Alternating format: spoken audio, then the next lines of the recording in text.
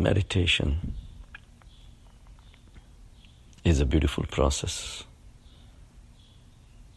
of revealing very important facts of life. Until you go deeper, these facts remain hidden throughout the life. We are born as a mind full of desires, ready to act as soon as the situation arises. Mind's desires become active. Body is the extension of the mind, and mind means desires. Mind has desired every single part of the body that it wanted. This mind-body complex has been going on forever.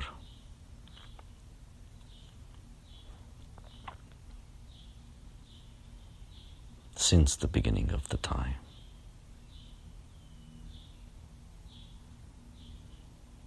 Desires have never vanished.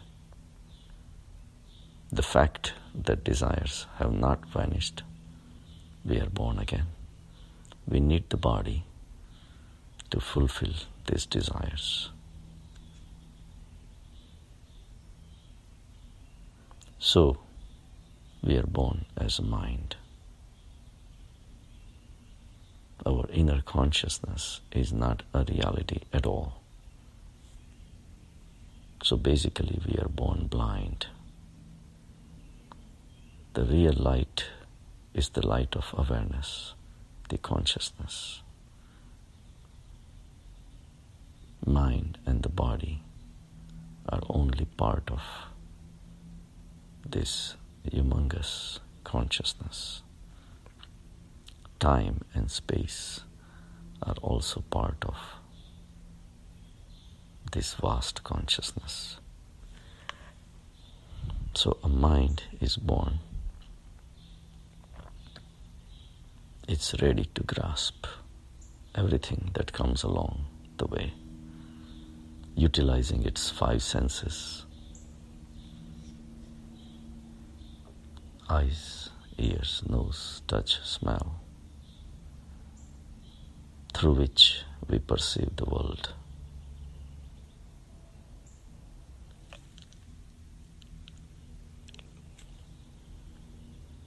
And through these five senses, we gather the experiences of life. If we are the mind, we are living in the darkness.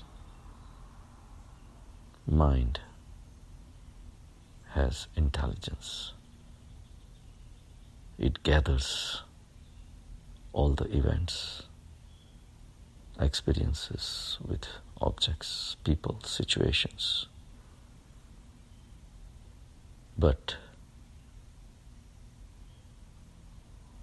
the ultimate power running the whole universe is the consciousness. Without consciousness, mind becomes meaningless. Awareness is transcendental. It is beyond the mind. Because in meditation, we can realize that we can be aware of the mind. That shows that mind is not us. But for most of the people,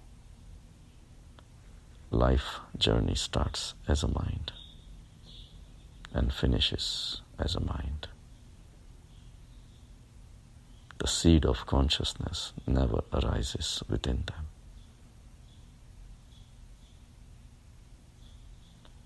The inner urge to break away from the shell of the mind is the ultimate blessing. Mumukshatva, the desire to break away.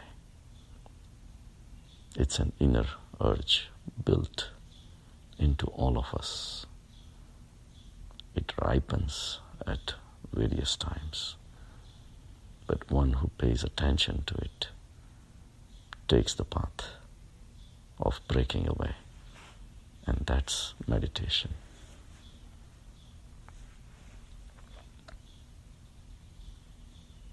He's the one who goes within and finds these beautiful inner secrets of life. If this journey doesn't start, a person remains living at the mind level and the body level, which is very, very superficial life. Mind only collects the memories, experiences, enjoyments, likes and dislikes. And that's why it keeps on running back and forth. Because outside world has its own rhythm, but mind has its own rhythm also. So it's incongruent between the mind and the world. There is no compatibility because everybody has their own mind. If my mind wants something, it does not mean the rest of the world wants the same. So there is always some incongruence and the frictions, sufferings, running. But one who goes beyond the mind is the one who wakes up and sees this foolishness of desires and reaches to the peace and quiet of the Atma, the Samyak state, the consciousness. Mind only gathers the knowledge. Everything that we know is our knowledge. And all the actions which are done are being done at the mind level, driven by desires.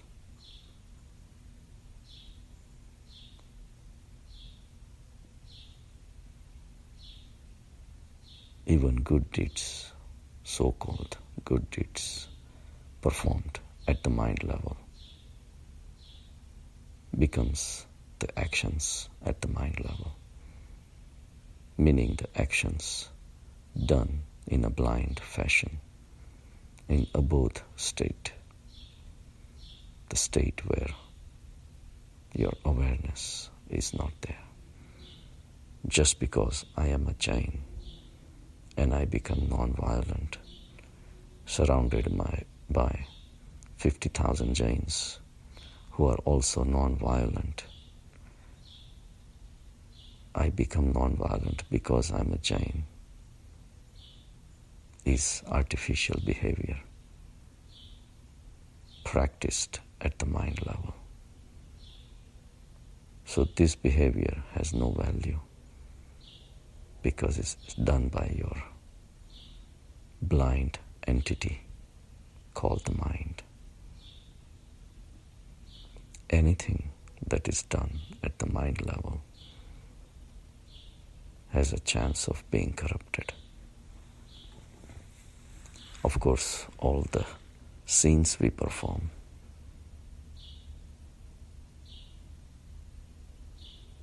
stealing, lying, cheating, insulting,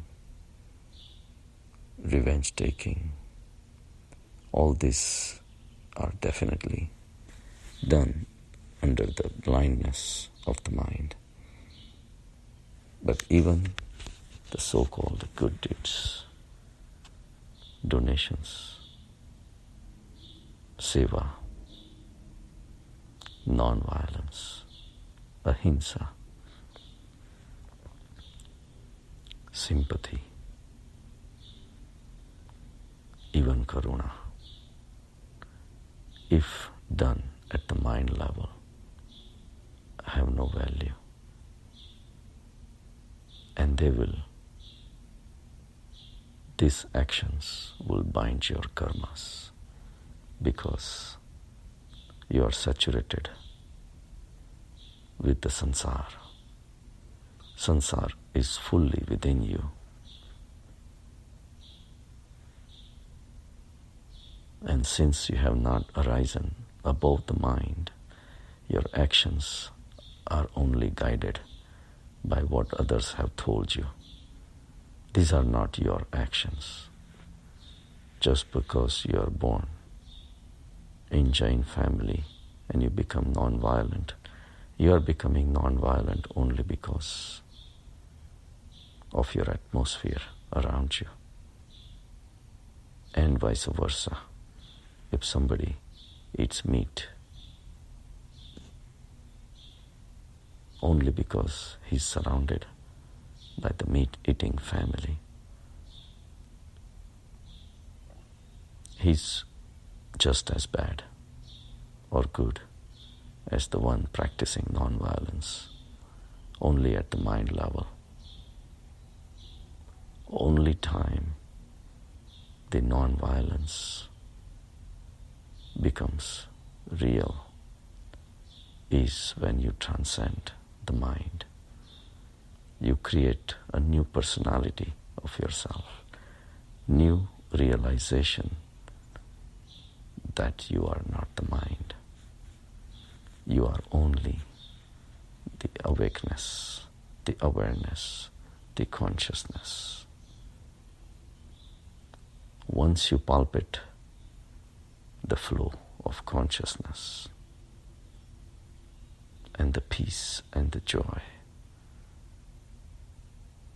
and unimaginable bliss that you experience, you settle down in this consciousness, and then you realize that every single entity has the same Atma behind it. The non-violence becomes a byproduct of your shield, your inner character, inner personality, of your true self, which is nothing but consciousness. Your identity at the mind level was a borrowed identity. It's like putting plastic flowers on a tree to decorate the tree. They may last all the time. They may last forever, making the tree look beautiful. But they are not tree's own flowers. Even if its own flowers come out only for a few days in a whole year, they are its original flowers. So non-violence is a realization,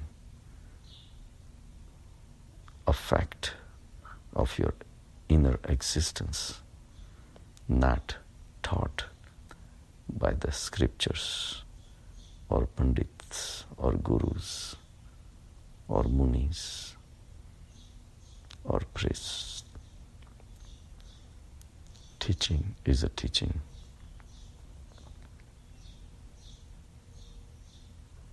But realization is a realization. We need to do what Mahavir did himself. Not reading the scriptures, not being taught by the gurus, not going to the temples or dirasas or mosques. You go all over the world. You go through all the books, listenings of millions of lectures, words, books, but this will only expand your mind. Your existence at the mind level will stay the same. Somebody accumulates the money. Somebody accumulates the ego, calling themselves non-violent, karunavan. But until the Atma wakes up, until the samyak state develops, these are fake embellishments, decorations on your life, only to show to the people that I am this, I am that. So the key thing in meditation is to wake up, transcend the mind, realize that whatever you have collected, good, bad, ugly, and everything in between, is nothing but garbage. You haven't smelled the fragrance of the heavens yet. The heaven is flowing within you.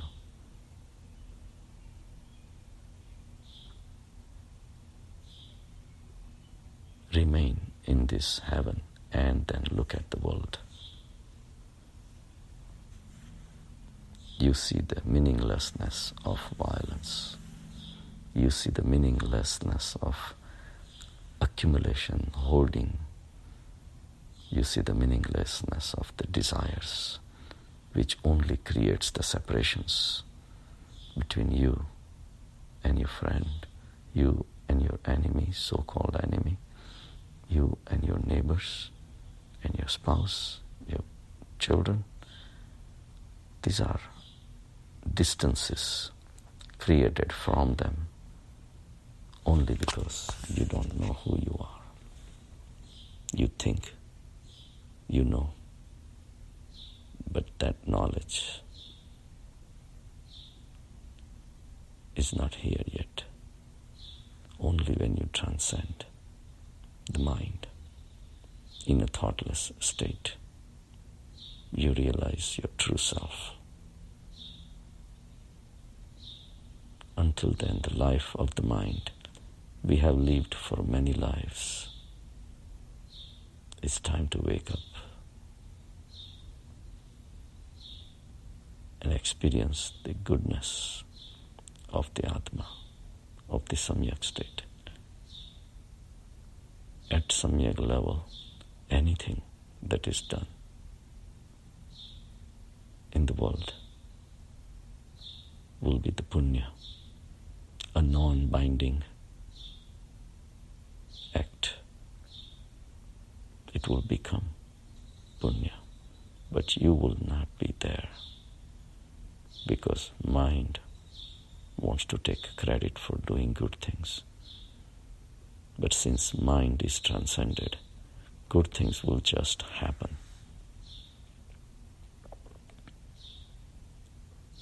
So living at the soul level is the ultimate life, is the ultimate evolutionary jump that is destined for everyone. So go, explore your inner world. Find out the meaninglessness of the mind, of the knowledge, of the acquired beliefs, which makes all the religions meaningless. Go within, rise,